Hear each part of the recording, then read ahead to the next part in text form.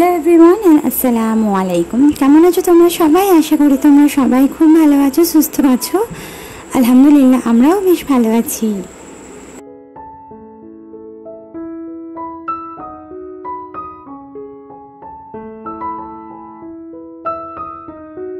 তো আমার আরও একটি ব্লগে তোমাদের সবাইকে স্বাগত জানাই।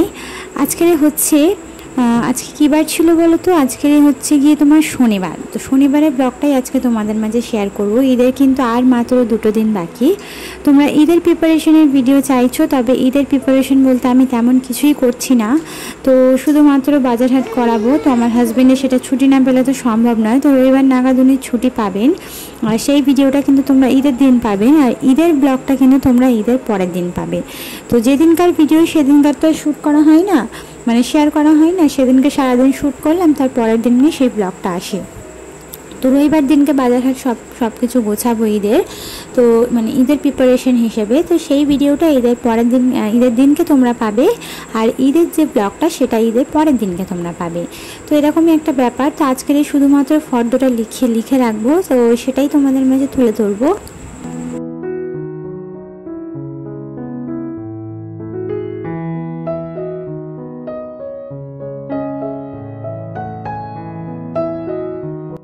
তো মেয়ের শরীর আলহামদুলিল্লাহ এখন ভালো আছে, তোমাদের সবার দোয়ায় এবং আল্লাহ পাকের দোয়া তো আছেই।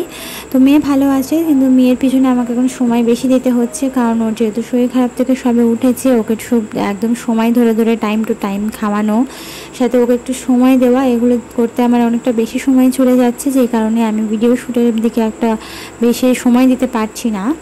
তো সে কারণে এদিকে রান্নাবান্না করতে এসে ভাবলাম ক্যামেরাটা অন করা যাক, তোমাদের সাথে গল্প করার একটা সুযোগ তো আমি পাবো। তো তোমাদের সাথে গল্প করার কোনো না কোনোভাবে সুযোগ আমি বের করে নিতে চাইছিলাম, সেই কারণে অল্প কিছুটা ভিডিও শ্যুট করতে পেরেছি। তো মা এখানে স্কুলে যাওয়ার পথে, মানে ভাত আনতে নিয়ে আসার পথে এখানে মাছ এনে দিয়েছেন, আর সাথে কিছু সবজি এনেছেন। তো সবজির মধ্যে কুমড়োটা চচ্চড়ি করব, আর সেই সাথে মাছটা একটু পাতলা করে ঝোল করব। আমার কিন্তু মাছের পাতলা ঝোল খেতে বেশ ভালো লাগে। তো সেই কারণে ভাবলাম যে পাতলা করে ঝোল করা যাক আর কুমড়োটা চচ্চড়ি করা যাক, তাহলে কিন্তু দুটো তরকারি দিয়ে আজকের খাওয়া দাওয়া হয়ে যাবে। তো সে কারণে রান্নাবান্নাটা শুরু করে দিয়েছি, আর এখানে কিন্তু একদিকে মাছ ভাজছি আর একদিকে কুমড়োর তরকারি বসিয়ে দিয়েছি, আর ভাত কিন্তু আমার অলরেডি হয়ে গেছে। তো মেয়েকেও গোসল করিয়ে দিয়েছি, গোসল করাইনি, গাটা জাস্ট পুছিয়ে দিয়েছি, পুছিয়ে দিয়ে একটু খাইয়ে দেবো। তো খাবার একটু দেরি রয়েছে, মায়ের কাছেই রয়েছে।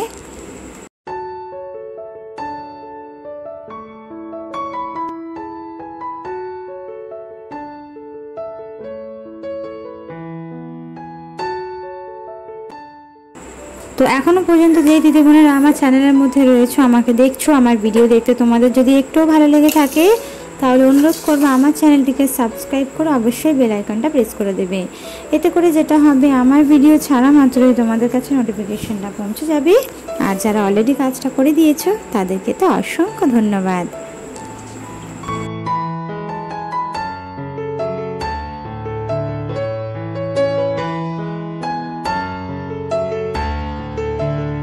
চলো এবারে তোমাদের কিছু কমেন্টের উত্তর দিয়ে দিই। তো এখানে সারিকা খাতুন বলে আমার এক দিদিবোন কমেন্ট করেছেন, সব একই ভিডিও তোমার। তো উনি দুটো কমেন্ট করেছেন, তোমার সবই একই ভিডিও, কোনো নতুন কিছু নেই। তো নতুন কিছু কি করে হবে? সংসারের কাজকর্ম তো প্রত্যেকদিন আমরা একই করে থাকি, তাই না? সংসারের কাজটা কীভাবে অন্যরকমভাবে করবো বলো? সংসারের কাজ তো একই হয়ে থাকে। তো আমি আমার সংসারে যেভাবে কাজ করি, যা করি, সেটাই তো তোমাদের মাঝে তুলে ধরি। তো এটাতেই নিত্য নতুন কিছু খুঁজে বের করার চেষ্টা তো করছি, তবে তার জন্য একটু সময়ের দরকার। মানে আমার রান্নাঘরটা যখন নতুনভাবে হয়ে যাবে, কমপ্লিট হয়ে যাবে, তখন হয়তো অনেক নিত্য নতুন জিনিসপত্র তোমরা দেখতে পাবে। তবে এখন কিন্তু যেটুকু আছে, যা আছে সেটুকুই তোমাদের মাঝে তুলে ধরার চেষ্টা করি ইনশাআল্লাহ।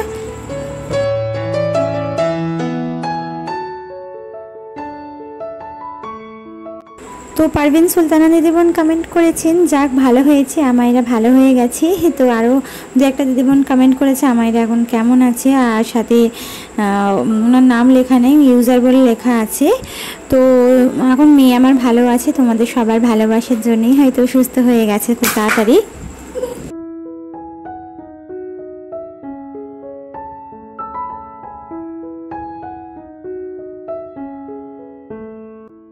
তো আমার এক দিদিবোন কমেন্ট করেছেন, সোনাইনা সিরিন বলে, আমি নামটা ঠিক বুঝতেও পারছি না। তো তো কুরবানির প্রিপারেশনের ভিডিও দাও। তো কুরবানির প্রিপারেশন বলতে আমি এখন কিছু করিনি, যে কারণে ভিডিও তো দিতে পারছি না। তো কুরবানির প্রিপারেশন হিসেবে তোমরা কিন্তু সোমবার মানে ঈদের দিন ব্লগ পাবে, যেটা আর কি ঈদের আগের দিন করব। যা যা করবো, যেটুকু করব সেটুকু তোমাদের মাঝে তুলে ধরার চেষ্টা করবো ইনশাআল্লাহ।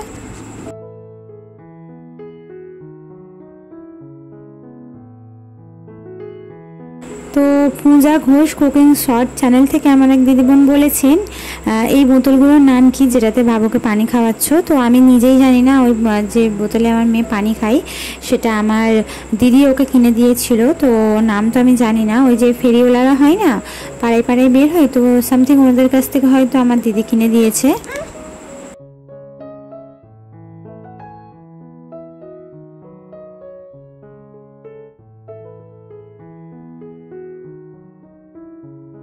তো শেখ সাদ্দাম চ্যানেল থেকে দিদিবোন কমেন্ট করেছেন, আসসালামু আলাইকুম আপা, আমি সুইটি। আমি একবার বলেছিলাম আপনার জায়ের ঘরটা একটু ভিডিও করে দেখাতে, আমি ঠিক বুঝতে পারছি না যে আপনার জায়ের ঘরটা কোনখানটায় আছে।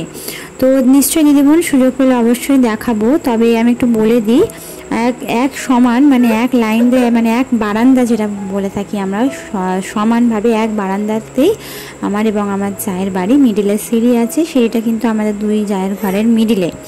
তো সে আমি পরে কোনোদিন সুযোগ পেলে অবশ্যই দেখিয়ে দেবো, তাহলে তুমি বুঝতে পারবে যে কীরকমভাবে কী আছে না আছে।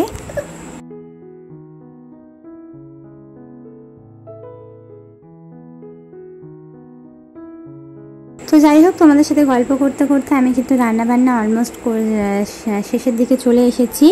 তো এখানে কুমড়োটা ছক্কা করে নিলাম, আর কুমড়োটা কিন্তু চচ্চড়ি বা ছক্কার ক্ষেত্রে আমি পাঁচফোড়নটা ব্যবহার করে থাকি, এতে কিন্তু কুমড়োর ফ্লেভারটা ভীষণ দারুণ হয়।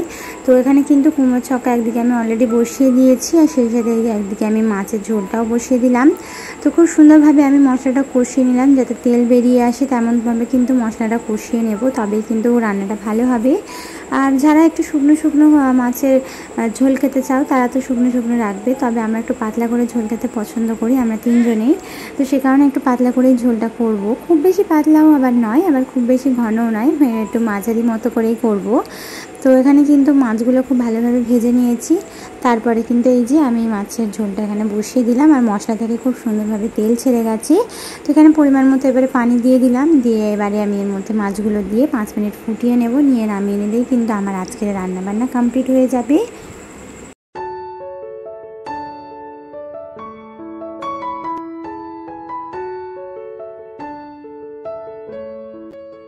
মেয়ের জন্য সিম্পলি একটা আলু ভাতে দিয়েছি, কারণ ওকে মশলা এখন কিছুই খাওয়াবো না, গালে ঘা রয়েছে, তো আবার এই সমস্ত মশলা বা ঝালপাতি খেতে পারবে না, জ্বালা করতে পারে, সেই কারণে সিম্পলি ওকে একটু আলু সিদ্ধ দিয়ে ভাত মেখে খাওয়াবো।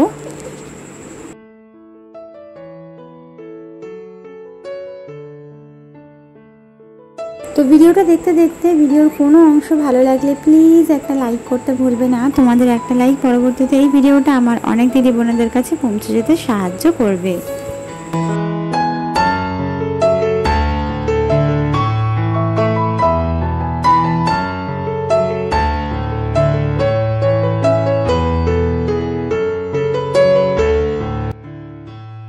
এই যে দুপুরে খাওয়া দাওয়াটা কমপ্লিট করলাম, তারপরে এই যে দেখিয়ে দিলাম মেয়ে এখন একটু খেলছে, খেলাধুলা করছে সন্ধেবেলায়। তো সন্ধেবেলার নাগাদ কিন্তু মেয়ে একটু খেলাধুলো করে, ওকে এই যে খেলনাকুটি দিয়ে বসিয়ে দিয়েছি, চারিদিকে খেলনাগুলো ছড়িয়ে ছিটিয়ে ফেলবে, এটাই বাচ্চারা ওদের খেলা।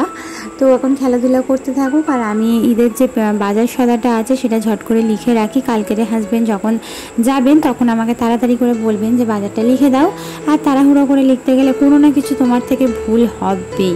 তো সেই ভুলটা যাতে না হয় সে কারণে আমি চেষ্টা করি আগে থেকে লিখে রাখতে, আগে সময় পেলে লিখে নিতে, এতে কিন্তু কোনো কিছু লিখতে ভুল হয় না, যেহেতু আমাদের যাওয়ার লোক নেই, তো একটা মানুষ এবং একবারই সময় পাই, সে কারণে কিন্তু কোনো কিছু ভুলে গেলে খুব সমস্যার সম্মুখীন হতে হয়, সেটা যাতে না হয় সে কারণে চেষ্টা করি যে ঠান্ডা মাথায় দোকান সদাটা লিখতে বা বাজারের ফর্দটা লিখতে।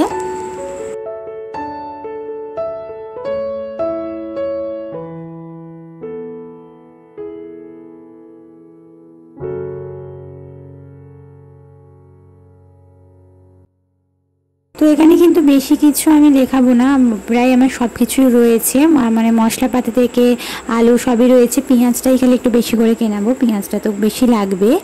হ্যাঁ, তো পেঁয়াজটা আমি কেনাবো, সাথে যা যা টুকিটাকি লাগবে সেগুলো একটু লিখে নিচ্ছি। আর এগুলো কিন্তু পরের ভিডিওতে তোমাদের সঙ্গে শেয়ার করব। হাজবেন্ড যখন এগুলো বাজার করে নিয়ে আসবেন সেগুলো গোছানো থেকে স্টার্ট করে কী কী রান্নাবান্না হবে, মানে ঈদের দিনের যে রান্নাবান্না সেগুলো সমস্ত কিছু কিন্তু এর পরের ব্লগে তোমরা দেখতে পাবে।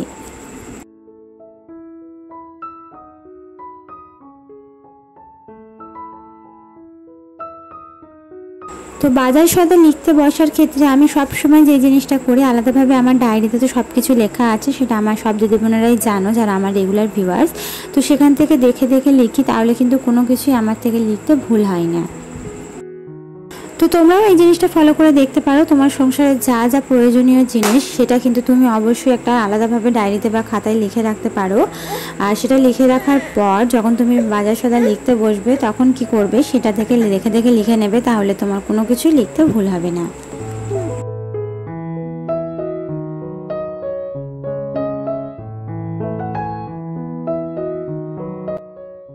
তো আজকের ভিডিওটা এ পর্যন্তই ছিল। আশা করছি পরবর্তী ভিডিও পর্যন্ত তোমরা সবাই সুস্থ থাকবে, ভালো থাকবে। আল্লাহ হাফিজ, আসসালামু আলাইকুম।